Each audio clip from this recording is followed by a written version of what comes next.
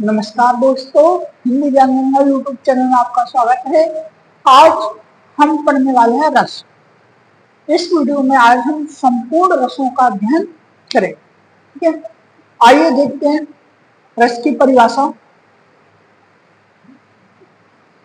किसी काव्य को पढ़ने, सुनने या देखने से साहृदय के हृदय में जो आनंद की अनुभूति होती है उसे रस कहते हैं। समझिए, किसी भी काव्य हो, चाहे तो उसको पढ़ा जाए या सुना जाए या देखा जाए, जिससे हमारे हृदय में जो आनंद की अनुभूति होती है उसे रस कहते हैं। देखिए, इसमें शायरदय लिखा होगा। शायरदय का मतलब होगा सुन रहे हैं तो हम श्रोता हुए, देख रहे हैं तो दर्शक हुए, अगर हम पढ़ रहे हैं तो पाठक हुए। तो शायरदय का मतलब वो है।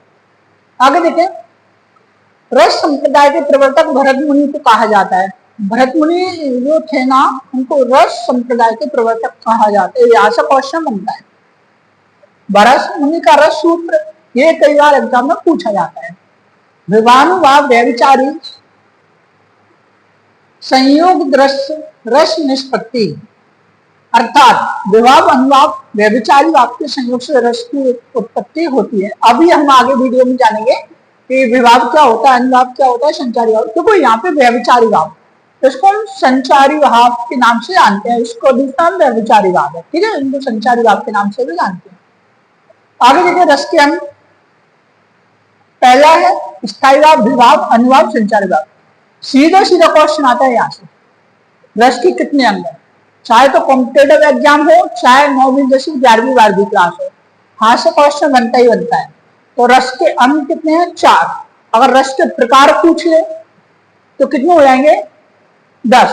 रस के भेद पूछे तब भी कितने हो जाएंगे? 10। रस के अंग या रस के अवयव, तो ये 4 ही रहते हैं, ध्यान रखना। अगर अवयव ही पूछ लेना तब भी ये 4 रहते हैं। अवयव नाम से अब डरना नहीं। ठीक है, अंग या अवयव, प्रकार या भेद, एक ही रहते हैं दोनों।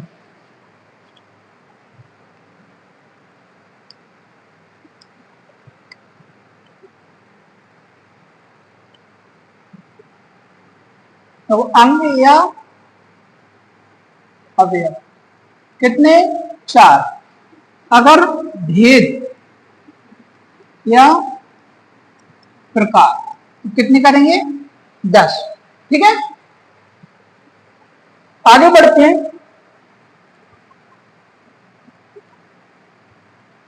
रस के अंग देखिए, स्थायी भाव, विभाव, अनुभाव, संचारी भाव। इनको जानते हैं, विस्तृत जानकारी देखते हैं इसके। स्थायी भाव, वे भाव जो हमारे हृदय में स्थायी रूप से बसे होते हैं वह स्थायी भाव कहलाते हैं। इनकी संख्या 10 होती है, जैसे श्रृंगार रस का रति। देखिए, स्थायी भाव क्या है? ऐसे भाव जो हमारे हृदय में स्थायी रूप से बसे हुए हैं। जैसे बच्चे का जन्म हुआ वैसे भाव हमारे अंदर आ जाते हैं, और धीरे धीरे जैसे हमें माहौल मिलता है ये भाव एक्टिव होते जाते हैं और नए नए भाव आते जाते हैं। इस प्रकार 10 भाव हैं। देखिए, श्रृंगार रति, इसको हम प्रेम भी बोलते हैं। और एक और क्वेश्चन बनता है यहाँ से, रसों में सबसे रस किसे कहा जाता है? तो कौन सा है? श्रृंगार रस। ठीक है, और प्रथम रस कौन सा है? श्रृंगार रस। रसों का राजा किसे कहा जाता है? श्रृंगार रस। दूसरा हास्य, हास्य, इसका हास या हंसी। करुण का शोक, रौद्र का क्रोध, वीर का उत्साह, भयानक का भय, विवश का जुगुप्सा, इसको हम घृणा भी बोलते हैं। अद्भुत का विस्मय, शांत का निर्वेद, वत्सल का वत्सलता। ये 10 रस है। 10 रसों का स्थायी भाव है। प्रत्येक स्टूडेंट को, प्रत्येक भाई को ये सभी याद होना चाहिए। ऐसे सीधा क्वेश्चन बनता है, श्रृंगार रस का स्थायी भाव बताइए, वीर रस का स्थायी भाव बताइए, अद्भुत रस का स्थायी भाव बताइए। तो सीधा सीधा क्वेश्चन आ जाता है 1 नंबर का कॉम्पिटेटिव एग्जाम में, चाहे तो एसआई हो, एमपीपीएससी, व्यापम का कोई भी एग्जाम हो, 9 से 12वीं तक के एग्जामों में तो आता ही आता है। ठीक है, इसलिए इनको सभी को अच्छे से याद कर लें। देखिए, स्थायी भाव, जैसे बच्चे ने जन्म लिया तो उसके अंदर सबसे पहले कौन सा स्थायी भाव रहेगा? वत्सलता का रहता है, प्रेम का रहता है, माता पिता भी प्रेम का रहता है। और किसी को नहीं पहचानता। जैसे अगर मम्मी खाना बना रही उसकी, तो वो आग को देखा उसने, तो उसको अच्छी लगी, तो उसको डर नामक स्थायी भाव है ही नहीं ना, तो वो ऐसे जाएगा, हाथों से चल के जाएगा और मम्मी इधर उधर नहीं, और चूल्हे में डायरेक्ट हाथ डाल देगा और जलती हुई आग को उठा लेगा। एक बार वो जल गया तो उसके अंदर कौन सा भाव आ जाएगा, फिर मैं नामक भाव जागृत हो जाएगा उस दिन से। ये डरावनी चीजें दिखती है रेड रेड, अच्छी भले लगती है, इससे छूना नहीं। आपने देखो छोटे बच्चे रहते हैं उसमें डर नामक भाव तो रहते हैं, जैसे सांप भी आ रहा हो तो अभी जाएंगे, क्योंकि अनुभव रहते हैं इन चीजों से, जाएंगे ऐसे फौजी जैसे और उसको पकड़ लेंगे, ठीक है। और कुत्ते की पूंछ पकड़ते हैं, कान पकड़ते हैं, तो आपने देखा होगा, ठीक है, क्योंकि उनके अंदर ये अभी संपूर्ण रस नहीं रहते और परिचित भी नहीं रहते वो बाहर के माहौल से, इसलिए। अगला देखिए विभाव, देखिए स्थायी भाव को जागृत करने वाले कारक को विभाव भाव कहा जाता है। इनकी संख्या 2 होती है, आलम्बन और विरूपण। देखो विभाव क्या होता है, जो स्थायी भाव है और उनको जगाएगा कौन, ये जगाएगा विभाव, ठीक है। उठो भाई उठो, हंसी का माहौल है, हास रस उत्पन्न करो, शोक का माहौल है, करुण रस उत्पन्न करो, उत्साह का माहौल है, वीर रस को उत्पन्न करो। कौन जगाता है, विभाव जगाता है रस को, ठीक है। तो ये भी रहता है, एक आलम्बन रहता है, एक उद्दीपन। अब इसके भी 2 हैं। देखो आलम्बन तो नॉर्मल जगाता है स्थायी भावों को, चलो उठो स्थायी भाव, लेकिन उद्दीपन थोड़ा उद्दीप्त कर देता है, उद्दीप्त मतलब तेज कर देता है। जैसे जगाने की प्रक्रिया रहता है, जो स्थायी भावों को जगाता है, रस को जगाता है, तो उनकी प्रक्रिया तेज कर देती है। जैसे मान के चलिए किसी को हमको सुबह उठाना है, 5 बजे उठाना है, तो आलम्बन क्या काम करेगा, भाई साहब उठना, 5 बज के दौड़ने जाना है। लेकिन आलम्बन ऐसा नहीं करेगा, ये भी जगा रहा है, ये भी जगा रहा है। ये क्या काम करेगा, एक बाल्टी पानी ला रहा है और उस पर डाल देगा, ठीक है। तो बताओ किसकी प्रतिक्रिया से कोई जल्दी उठेगा, तो उद्दीपन की से, ठीक है। तो उद्दीपन का मतलब तेज करने का कार्य करता है उद्दीपन। एक और उदाहरण देखिए उद्दीपन कैसे करता है। अच्छा लिखा भी है, हाँ आलम्बन देख लेते हैं। जिस विषय वस्तु के कारण कोई भाव जागृत होता है उसे आलम्बन विभाव कहते हैं। यह भी 2 प्रकार के होते हैं, आश्रय और विषय। देखिए आश्रय मतलब जिसके अंदर रस की उत्पत्ति हो रही है वो आश्रय कहलाएगा, और विषय मतलब रहता है जिसको देखकर, यानी शेर को देखकर हमारे अंदर डर की उत्पत्ति हो रही है, तो आश्रय कौन हुआ, हम, क्योंकि रस किसके अंदर उत्पन्न हो रहा है, हमारे, और किसको देखकर हो रहा है, शेर को, तो शेर कौन हो जाएगा, विषय, ठीक है। तो ये आश्रय हुए और विषय हुए, आलम्बन के 2 भाग हो गए। उद्दीपन देखिए स्थायी भाव को तीव्र करने वाले कारकों को उद्दीपन विभाव कहते हैं। जैसे शेर को देखकर डर नामक स्थायी भाव का जागृत होना। अब देखिए उद्दीपन कैसे होगा, मान के चलिए शेर को देखा हमने, अगर दिन के समय देखा, यहाँ पे और भी पब्लिक है, डर नामक भाव तो जागृत होगा। लेकिन अगर शेर को हमने अंधेरी रात में देखा, सुनसान जगह पे देखा, जंगल में देखा, यहाँ पे कोई भी ना हो, तो डर का भाव कैसे हो जाएगा, और तेज हो जाएगा, ठीक है, हम ज्यादा डर जाएंगे। तो वहां पे क्या हो जाएगा, उद्दीपन भाव यानी तेज करने का काम हो जाएगा, ठीक है। जैसे सगाई संबंध करते हैं, आजकल लड़का लड़की को देखने जाने लगा, मान के चलिए कोई लड़का किसी लड़की को देखने गया है खुद की सहाय करने के लिए, और भी गए घर वाले, अगर लड़की ऐसी आ जाती है उनके सामने, मतलब ना कुछ तैयारी, ऐसे उठ के सुबह आ गए, मुंह में से लार निकल रही है, बाल ऐसे बूटी जैसे खुले हुए हैं, तो प्रेम नामक भाव जागृत तो होगा, श्रृंगार रति नामक स्थायी भाव जागृत तो होगा, लेकिन कुछ ज्यादा प्रतिक्रिया नहीं मिलेगी। अगर मान चलो वही लड़की अच्छे से सज समझ के गहने वहने गजरे वजरे लगा के क्रीम पाउडर लगा के अगर वो सामने आए, तो वो क्या हो जाएगा, उद्दीपन विभाव हो जाएगा। फिर स्त्री वो वहां पे कौन सा रति नामक जो स्थायी भाव है ना, वो तेजी होगी, उद्दीपित होगा। नहीं अब शादी करूंगा तो इसी लड़की से करूंगा और किसी लड़की से शादी नहीं करूंगा, तो उद्दीपन का यही काम होता है, तेज करने का काम। आलम्बन का रहता है यानी उसको जगाता है, उसको उद्दीपन यानी उसको तेज कर देता है। समझ में आ गया होगा। अगले देखिए अनुभाव।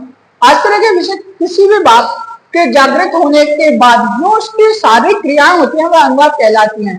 ये 4 प्रकार के होते हैं। जैसे देखिए, कायिक, शारीरिक हो गई, मानसिक हो गई, दिमाग की, काया मतलब शरीर की, आयक अनुभव मतलब अंदर की, सात्विक अनुभव। देखिए आपको ये रखना अनुभव कितने प्रकार के होते हैं? 4 रहते हैं, ठीक है। और रस उत्पत्ति के समय हमारा शरीर जो क्रियाएं करता है वो क्या कहलाता है? अनुभव कहलाता है। यानी हमने शेर को देखा जंगल में, अब डर नामक इसका अनुभव जागृत हो गया, ठीक है। तो क्या होगा उस टाइम पे? मजा आएगा? नहीं, रोंगटे खड़े हो जाएंगे, पसीना आने लगेगा, ठीक है। तो वही है अनुवाद, ठीक है। रस उत्पत्ति के समय में हमारा शरीर क्रियाएं करता है। जैसे मान लो उत्साह, कहीं तो शादी विवाह हो रहा है या फिर देशभक्ति फिल्म चले तो हमारे उत्साह आता है हमारे अंदर, इसकी जगह मैं होता तो 10 पाकिस्तानी को मारता, ये करता वो करता, तो उत्साह वाला हो गया, ठीक है। तो प्रत्येक रस का जो जब जागृत होता है तो हमारा शरीर कुछ ना कुछ क्रिया करता है। जैसे रोध, क्रोध, क्रोध वाला है, अब क्या होगा? आंखें चढ़ जाएंगी, आंखों की भौं ऊंची हो जाएगी और बाएं चढ़ाने लगेंगे। तो उस प्रकार हमारा शरीर क्रियाएं करने लगेगा। शांत में बिल्कुल नॉर्मल निर्वेद, जैसे साधु महात्मा रहते हैं ना, संसार माया मोह से कोई मतलब नहीं है, वो हो जाएगा, ठीक है। अनुभव। आगे देखिए, संचारी भाव।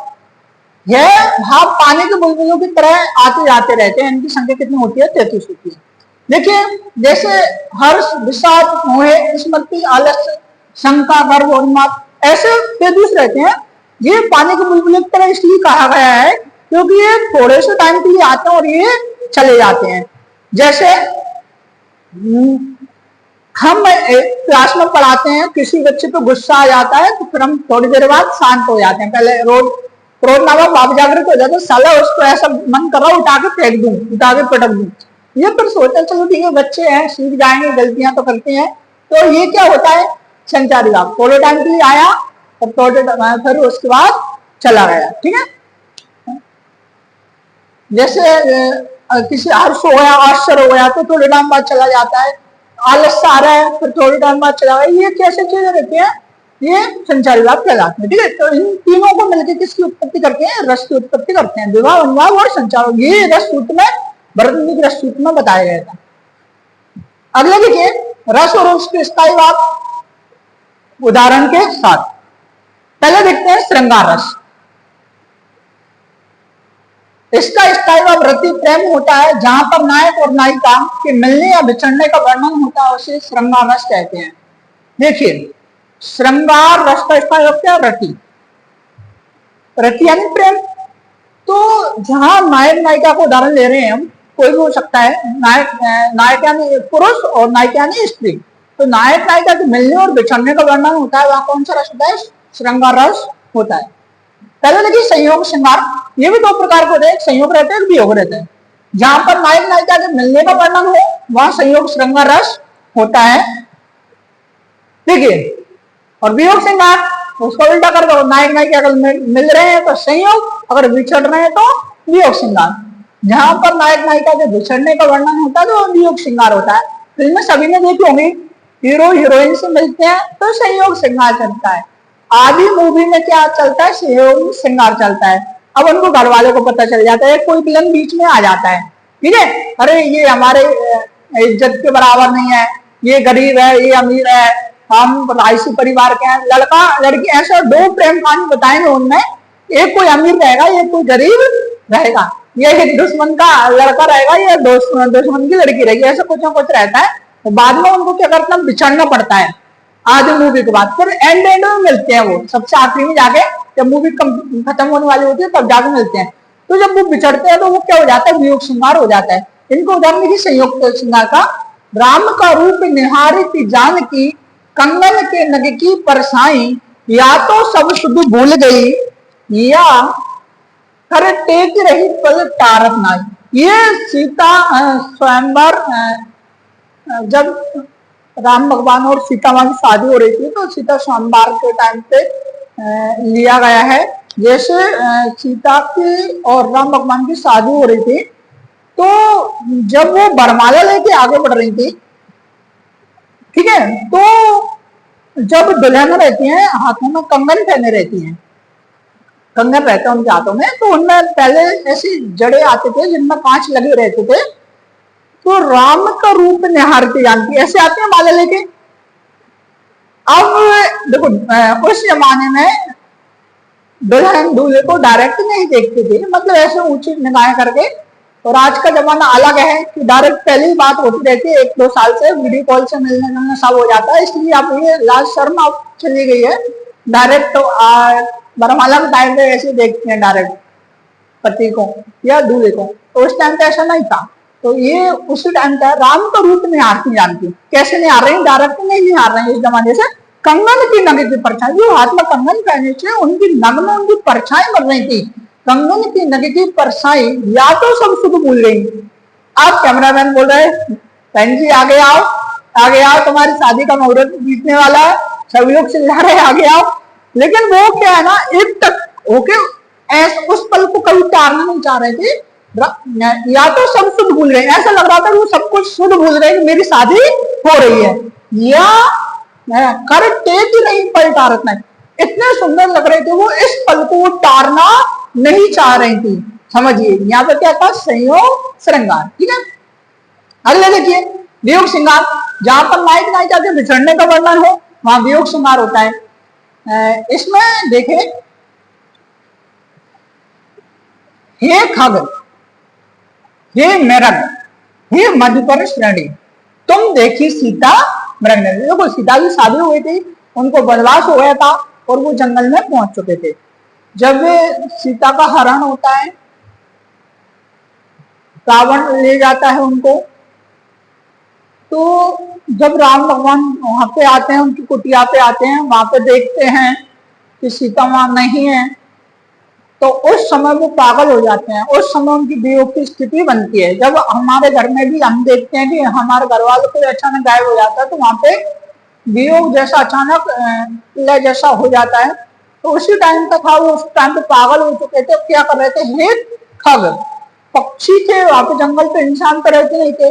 पक्षियों से पूछे हे खग, हे मृग, जो हिरण थे उनसे पूछे हे मृग, हे मधुकर श्रेणी, पर्वत मालाओं से पूछ रहे मधुकर श्रेणी, तुम देखी सीता नैनी, तुमने सीता को देखा है, हिरणों की आंखों वाली सीता को देखा है क्या? ठीक है, तो उन लोगों उनसे पूछ रहे दिया, क्या हो गया, वियोग श्रृंगार हो गया। आशा करते हैं समझ में आ गया होगा। अगला देखिए आश्रस। जहां पर किसी विचित्र स्थिति या परिस्थिति द्वारा हंसी उत्पन्न होती है, वहां क्या पर हास्यरस होता है। लेकिन विचित्र स्थिति होती है ऐसे टाइम पे, कई बार हम ना चाहते हुए भी हंस देते हैं वहां पे, तो वहां पे कौन सा रस हो जाता है, हास्यरस हो जाता है। देखिए जैसे हाथी जैसे देह, जैसे हम कहीं के सभा में बैठे हुए थे, प्रोग्राम में बैठे हुए थे, कोई ऐसा आदमी आता है बीच में जिसकी हाथी जैसी देह, बहुत मोटा होता है, गैंडे जैसी चाल, जैसे गैंडा चलता ना ऐसे वो चल रहा था आराम आराम से, गैंडे जैसी चाल, तरबूज जैसे खोपड़ी है उसके, खोपड़ी थी ना कैसी थी, तरबूज जैसी, मतलब उसके बाल नहीं थे, बिल्कुल टकला था, तरबूज जैसे खोपड़ी, खरबूजों से गाल। यानी खरबूजा कैसा रहता है आपने देखा होगा, खरबूज जिसको बटी बोलते हैं, चिमरी भी बोलते हैं, तो उसके क्या रहते हैं, ऐसे गर्रियां बनी रहती हैं, हल्के नहीं सॉरी, वो जो खरबूजा रहता है ना उसमें ऐसे ऐसी लाइनें बनी रहती है। ऐसे एक इंसान था जिसके बाल नहीं थे, उसके गाल फटे हुए थे, सर्दियों के टाइम पे ऐसी गाल ऐसी लाइनें बनी हुई थी, नया नहीं था बहुत दिनों से, तो वही हो गया खरबूज जैसी खोपड़ी, खरबूजे से गाल, तो वहां पे क्या हंसी का माहौल पैदा हो गया था। अगला देखिए करुण रस। किसी प्रिय व्यक्ति या वस्तु के नाश विनाश या अप्राप्ति से हृदय में जो शोक नामक स्थायी भाव जागृत होता है, वहां पर करुण रस होता है। समझिए इसको, कोई भी हमारा प्रिय वस्तु हो या व्यक्ति हो जिसके नाश हो गया हो या विनाश हो गए हो, ठीक है, तो ऐसे टाइम पे हमारे हृदय में गहरा आघात पहुंचता है, तो वहां पर कौन सा रस होता है, करुण रस होता है। देखिए, ये मेरे वतन के लोगों जरा आंख में भर लो पानी, जो शहीद हुए हैं उनकी जरा याद करो कुर्बानी। ये सभी ने सुनोगे ये गीत, ठीक है, तो ये वीर रस का तो है, लेकिन यहाँ पे थोड़ा शोक दर्शा रहा है। तो उस टाइम पे लिया गया है कि जो वीर सपूत थे, आजादी की लड़ाई करते करते शहीद हो गए थे, तो ये मेरे वतन के लोगों से बोल रहे हैं कि थोड़ा आंख में पानी भर लो, यानी थोड़ा उनके लिए आंसू बहा लो, जो शहीद हुए हैं उनकी जरा याद करो, उनकी कुर्बानी याद करो, उन्होंने सब कुछ जवानी ने चौबर कर दी, अपना परिवार घर सब कुछ भी नहीं देखा, अपने देश के लिए न्यौछावर कर दिया। अगले देखिए रोद्रश, विरोध पक्ष द्वारा किसी मनुष्य, देश, समाज या धर्म के बारे में गलत बोलने पर मन में जो क्रोध का भाव जागृत होता है वहां पर रोद्रश होता है। तो वो रोद्रश कब होता है? जैसे कोई अपन को गाली दे रहा है या उल्टा सीधा बोल रहा है, या अपने परिवार वालों को या समाज वालों को या फिर देश वालों को कुछ उल्टा सीधा बोल रहा है, ठीक है, तो भड़काव पोस्ट कर रहा है, तो वहां पे क्या होता है, अपने आप को क्रोध आ जाता है, ठीक है। तो उस समय क्या होता है, रोद्रश उत्पन्न हो जाता है। अब देखिए श्री कृष्ण के सुन वचन अर्जुन क्रोध से जलने लगे, शोक सब अपना भूल कर करतल युगल मलने लगे। अब एक तरफ ये महाभारत की लड़ाई से लिया गया ये वाला उदाहरण, तो महाभारत के युद्ध से, तो एक तरफ कौरव थे, एक तरफ पांडव थे, तो एक तरफ थे ना श्री कृष्ण और अर्जुन थे, अब दूसरी तरफ थे ना अर्जुन के रिश्तेदार थे, चाचा मामा ताऊ। तो अर्जुन बोलने लगे कि देखो मैं तो नहीं लड़ सकता, मेरे मामा से कैसे लड़ूंगा, मेरे चाचा से कैसे लड़ूंगा, मतलब मेरे परिवार वालों जान पहचान वालों से कैसे लड़ूंगा। तो फिर श्री कृष्ण ने समझाया उनको, देखो भाई ऐसे नहीं होता, धर्म की लड़ाई के लिए कोई अपना पराया नहीं देखा जाता, ठीक है। तो उन्होंने बहुत समझाया उनको, फिर उनको समझ आया, फिर उनको क्या आ गया, एकदम क्रोध आया और रोद रूप ले लिया, उन्होंने सालन में देखता हूँ सबसे पहले मामा को ही देखूंगा सबसे पहले। तो देखो श्री कृष्ण के सन वचन, श्री कृष्ण के क्या करके वचन सुनकर अर्जुन क्रोध से जलने लगे, शोक सब अपना भूल कर करतल युगल मरने लगे। सारे शोक भूल गए थे वो, कि मेरे सामने कुछ जो मेरे जान पहचान के थे वो युद्ध में मारे गए हैं और आगे भी मरने वाले, सारा शोक भूल कर करतल युगल मरने लगे, अब देखता हूं मैं, ठीक है। तो धर्म की लड़ाई के लिए कुछ कोई अपना कोई कराया नहीं, ऐसा सब श्री कृष्ण ने बताया उनको, ठीक है। आगे देखिए वीरस, जब किसी काव्य रचना में वीरता, साहस और पराक्रम के द्वारा उत्साह नामक स्थायी भाव जागृत होता है, वहां पर वीर रस होता है। देखिए किसी काव्य रचना में वीरता, साहस, पराक्रम, ऐसे कोई काम करते हैं जहां पे वीरता हो, साहस हो, हिम्मत दिखाया हो किसने, ठीक है, पराक्रम के द्वारा उत्साह नामक, मन में उत्साह आता है कि हम भी ऐसा करें, हम ऐसा देखें, उत्साह नामक भाव में जागृत होता है, वहां वीर रस होता है। देखिए बुंदेलो हरवेलों के मुंह हमने सुनी कहानी थी, खूब लड़ी मर्दानी वह तो झांसी वाली रानी थी। तो ये वीरता पूर्वक पंक्तियां हैं, इससे क्या सुनने से जोश आता है कि बुंदेलो हरवेलों के मुंह हमने सुनी कहानी थी, खूब लड़ी मर्दानी वह तो झांसी वाली रानी थी, ठीक है। एक महिला इतनी साहसी हो सकती है, हम तो पुरुष होके, हम इंसान होके हम क्या नहीं कर सकते, ठीक है। तो ये उत्साह पूर्वक कविताएं हैं। अगला देखिए भयानक रस, किसी डरावनी वस्तु को देखकर मन में जो भय नामक स्थायी भाव जागृत होता है वहां भयानक रस होता है, ठीक है। डरावनी वस्तु देख रहे हैं, जैसे क्लास में टीचर को देख के बच्चों में भी डर का भाव जागृत होता है, वहां पे भयानक रस होता है। पापा मम्मी को देखकर बच्चों में भी डर जागृत होता है, वहां पे भी भयानक रस होता है। लेकिन कई बार प्राकृतिक घटनाओं से वहां ज्यादा भयानक रस हो जाता है। देखें एक और अजगर ही लखी, एक और मृगराज, विकल बटो ही बीच ही परो मूर्छक आए। अब कैसी स्थिति बनती है कि देखो हम कहीं जा रहे थे, बटोई मतलब राहगीर रहता है रास्ते पे चलने वाला, तो वो कहीं पे जा रहा था, दोनों साइड दीवार थी रास्ते के, दोनों साइड दीवार थी, तो एक तरफ क्या आ जाता है अजगर, आगे जाता है अजगर मिलता बहुत बड़ा, दीवार ऊंची थी, इधर जा नहीं सकता उधर जा नहीं सकता, आगे अजगर आ गया, तो उसने पीछे मुड़कर देखा चलो पीछे वापस भाग लेता हूं। तो दूसरी तरफ से पीछे पीछे कौन आ रहा था, मृगराज यानी शेर आ रहा था उधर से। अब ऐसी सिचुएशन बन गई कि इस तरफ जा नहीं सकता उस तरफ जा नहीं सकता, अब क्या करें, तो विकल बटो ही बीच परो मूर्छक, ऐसी स्थिति में दिमाग ने काम करना बंद कर दिया और वहीं पर मूर्छित होकर गिर गया, ठीक है। अगला देखिए विवश रस, गंदी अरुचिकर घृणित वस्तुओं को देखकर मन में जो घृणा का भाव जागृत होता है वहां पर विवश रस होता है।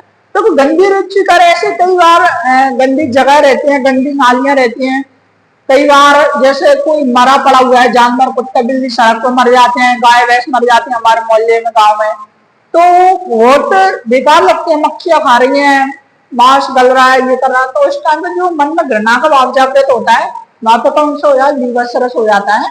देखिए इसका उदाहरण, पड़ा सड़क पर एक भिखारी मैंने देखा, खून पीप उसके गांवों से बहते देखा। तो सड़क पे एक भिखारी डला हुआ था, जिंदा था, बहुत बेकार हालत थी, घाव लगे थे जगह जगह उसके शरीर में, खून बह रहा था, पीठ बह रही थी, बिल्कुल भयानक, नहाया नहीं था 1 साल से, ऐसा।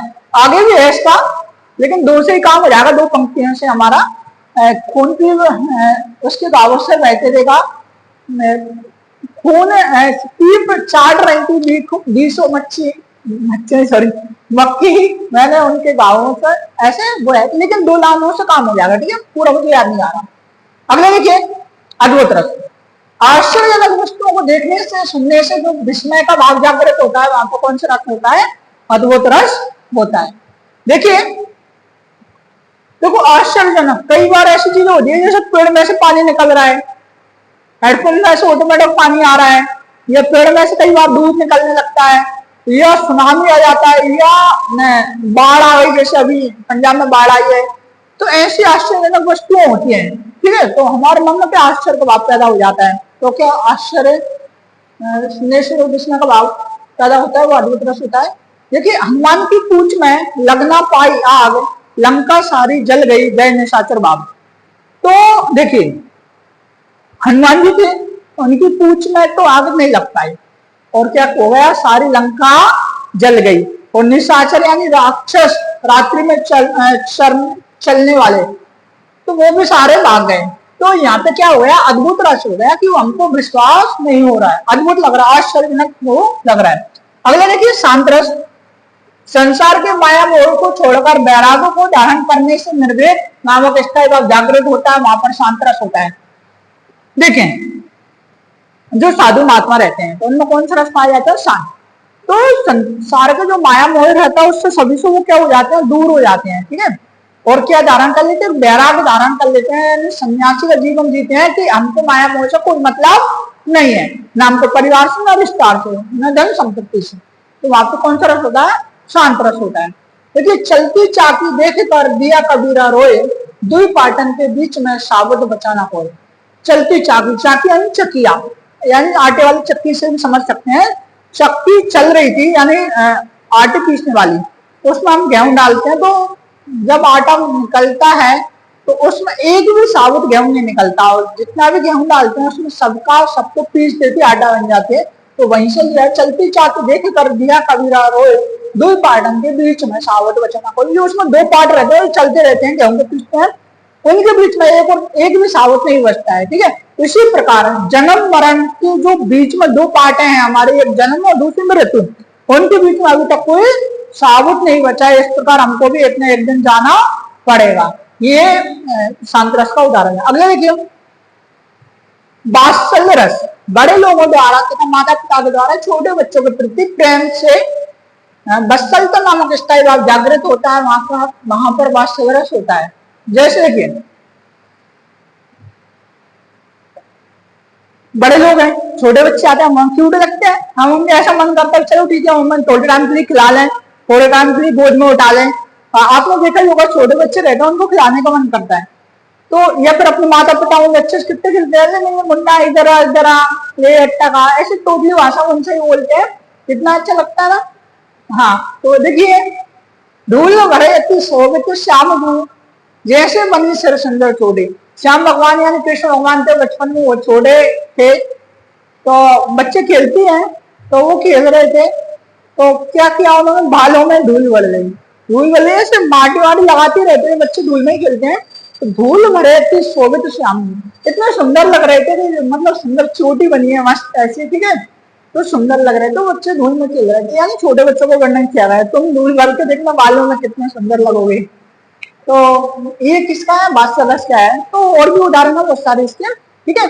तो आशा करते हैं आपको ये रस अच्छे से समझ में आ गया होगा। ये वेरी वेरी इम्पोर्टेंट टॉपिक है, कक्षा 9वीं 10वीं 11वीं 12वीं के लिए तो है ही है। प्रत्येक वर्ष इससे 3 से 8 नंबर तक के क्वेश्चन आंसर आ जाते हैं इस टॉपिक से। और जो कॉम्पिटेटिव एग्जाम की तैयारी कर रहे हैं उनके लिए भी वेरी इंपोर्टेंट है। ठीक है, साहित्य में भी पूछा जाता है और जो व्याकरण के क्वेश्चन आते हैं उसमें भी पूछा जाता है। ठीक है, तो चाहो तो मैं बारी बारी से नीचे करता हूँ, आप स्क्रीनशॉट ले सकते हैं इसके।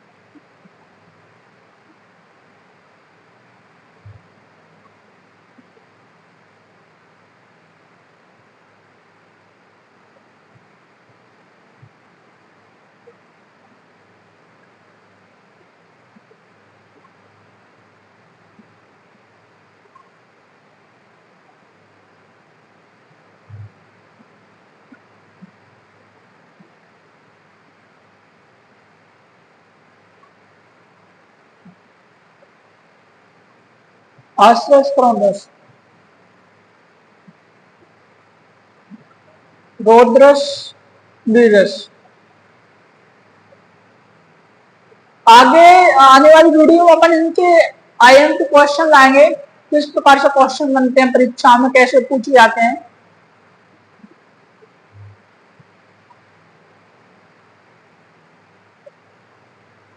विवश रस का उदाहरण, अद्भुत रस का उदाहरण, अद्भुत और शांत वात्सल रस का। आशा करते हैं कि आपको ये वीडियो अच्छी समझ में आई होगी। आपसे एक विनती है, मेरा सहयोग करें। अभी तक अगर आपने चैनल को सब्सक्राइब नहीं किया तो सब्सक्राइब करें, अपने दोस्तों को शेयर करें, उनसे सब्सक्राइब करवाएं, अपने फ्रेंडों को या अपने घर परिवार में सभी के मोबाइल को चैनल सब्सक्राइब करें। ठीक है, मिलते हैं फिर नेक्स्ट वीडियो में। तब तक के लिए जुड़े रहें हिंदी ज्ञान गंगा यूट्यूब चैनल से। धन्यवाद।